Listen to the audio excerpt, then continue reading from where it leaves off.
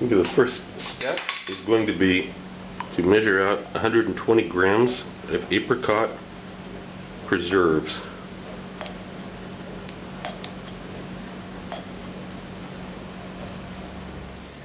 Once you have that, you're going to add the cognac. I'm actually using a cognac from Moldavia, but you can use any cognac. Don't use too cheap a one. And I'm going to bring up this. A little bit more. So I've got 120 mils, 120 grams of cognac. Now I'm going to use a vodka. This is a imported vodka from Eastern Europe, and I'm going to add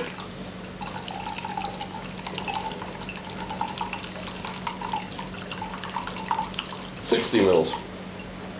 Okay, this is our base.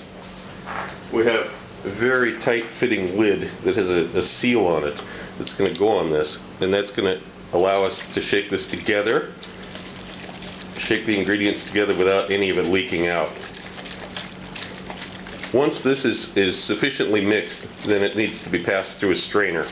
Sieve off the solid apricot fragment. Press down on the last of the solids to get as much as you can out of there.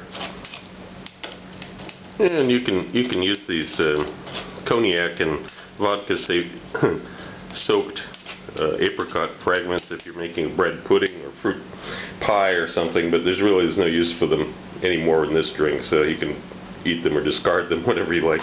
This is the liquid that we need for them. Now I've got a pan that we're going to heat up. There's nothing in it at all. I'm going to add 4 tablespoons of sugar, and we're going to bring this to a caramel stage. Overheat. It will melt and it will slowly turn pale orange. At that point we're going to use it.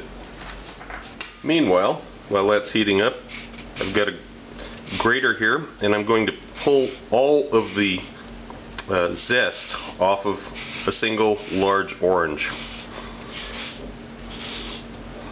And actually I'm just going to keep it in the back of the grater there until I'm ready for it. This just takes a few minutes. Just make sure you get all of the zest and none of the pith. You don't want the white part that's underneath the top layer of zest. You only want the orange, the bright orange part. Already got. And when you're done, this is what you've got. You've got all of the zest just at the end of the grater, ready to go. The sugar in the pan is starting to melt.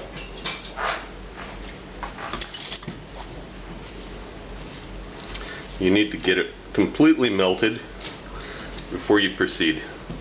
You don't want any white crystals of sugar left in there. It won't take long. When it's completely melted, you're going to move it off of the heat, and you're going to add that orange zest in there.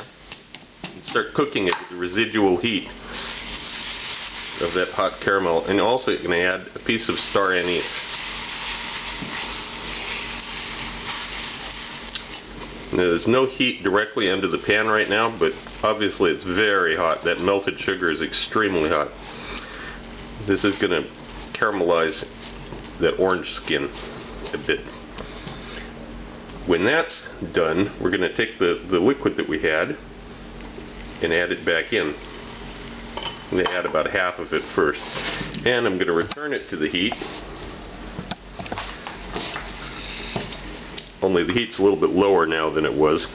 And this sticky glob of a mess here of caramel has to get dissolved in there. So we got to heat this up enough to dissolve that until it's a smooth consistency. It'll take a few minutes. After it comes to a boil, you've got as much of that dissolved as you can. You have the rest of this apricot cognac and vodka solution. That's going to cool it off a little bit, of course. You're going to get it back up to a boil again. And then you're going to pass it through a filter again. You're going to pass it through another strainer in order to strain off any of the bits of orange and, of course, the star anise that's been left. And this is what you're going to end up with. The solution that's in here is your final product, and that has to cool off. You can pass it through a finer mesh sieve.